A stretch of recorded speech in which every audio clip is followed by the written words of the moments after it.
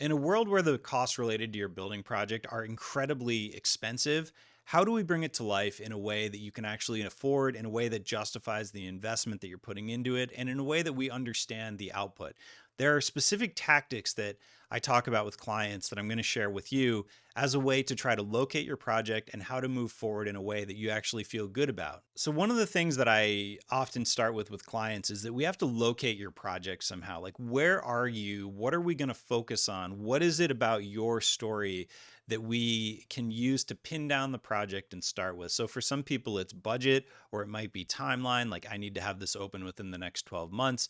Budget's always a consideration, but what are these most important things? Like, what are these data points that we can sort of use to triangulate our location in the universe of building a project? Because we can start anywhere. And so each person, these stars might all kind of be the same in the same locations over a generally like a long period of time, but how do we actually locate your position?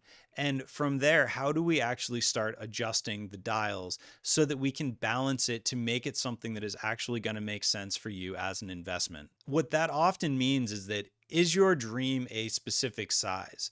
A lot of times people come to me and they want a huge project that frankly they just can't afford when we do the 30-second math on it. So is it big or small? Is it something that needs to be done quickly, or do we have a longer timeline? Is it something that has a budget cap, or can we build the budget up from the bottom? And this is the way that we start balancing these dials in my mind, is financial planning analysis, this FP&A that we can balance with the building and the investment and the output. And we can do this with any number of tools, and people have their own tools. This is just the way that I visualize it so that we can build budgets that we can look into business models with to determine what we can afford from a real estate perspective so that we can actually understand what the outputs of that investment might be. And one of the biggest things is that the real estate itself is such an important part of it, because what you need to put into the building itself has a tremendous shadow over the life of your business. And so just looking at some very specific numbers, if we looked at a build out that's actually fairly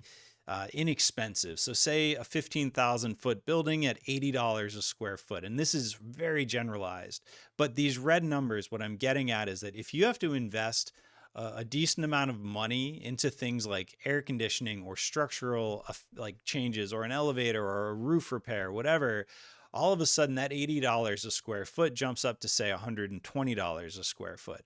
And the problem is that what often ends up happening is now you've allocated a good chunk of your budget to things that are not necessarily the fun stuff that is key for your business. It's really sort of keeping the patient alive, bringing the building back to life.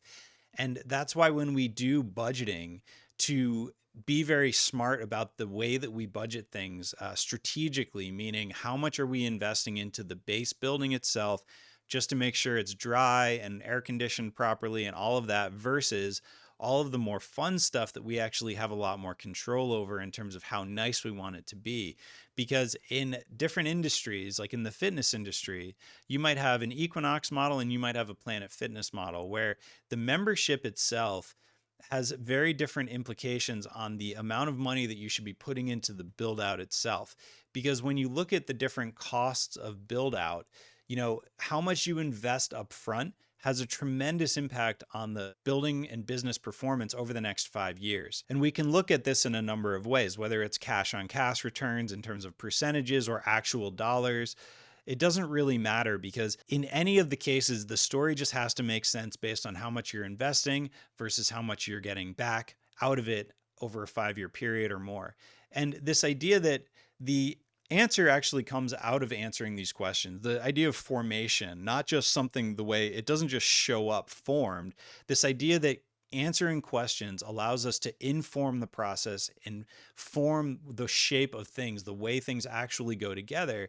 And that's out of the intent that we're setting up. And this intent is really creating a filter that we can use as we're looking at commercial real estate, as we're doing our initial sketches, as we're doing our initial concepts. And so this way that we can establish filters becomes the thing that we use when we're looking at how big a project should be, how much we can afford, how much we can afford to spend on the build out, all these different things. If we answer these questions, if we form the filter properly, then we can answer all these questions in a way that when we're looking at things like this a few steps in down the road, we can actually understand, are we actually doing what we said we're going to try to do? Are we actually solving the problems that we set out to solve? One of the things that I've seen change a lot over the years is just the way we look at real estate. And when we look at existing footprints of businesses, so these are sort of store square footages for major retail brands, I can take projects that I've worked on and slot them into these different categories. So, like the larger, say, 30,000 foot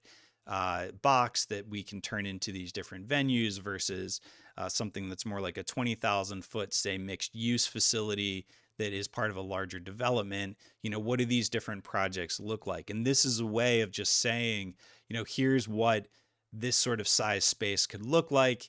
Here's what it looks like in the end. Here's sort of what we walked into. Here's how we cleaned it up.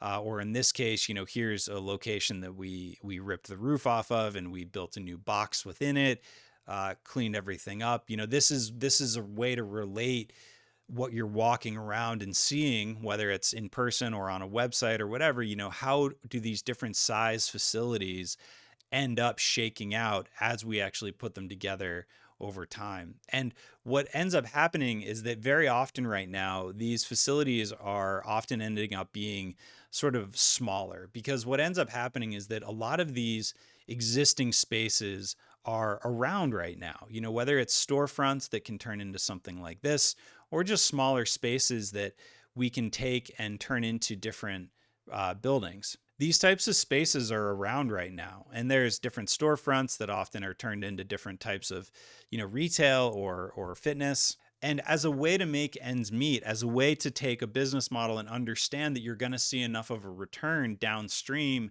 after you actually put the project together and make the investment in the building, in the build out, and seeing what that's going to look like over, say, a 5-year period. One of the biggest things that's happening is that that top number often ends up having to be at a certain height. Like, so for instance, if you are investing a certain amount of money, you might not just be able to invest double that if you don't have revenue to support it. And so if we have to keep that number at a certain level, maybe we just have to build less.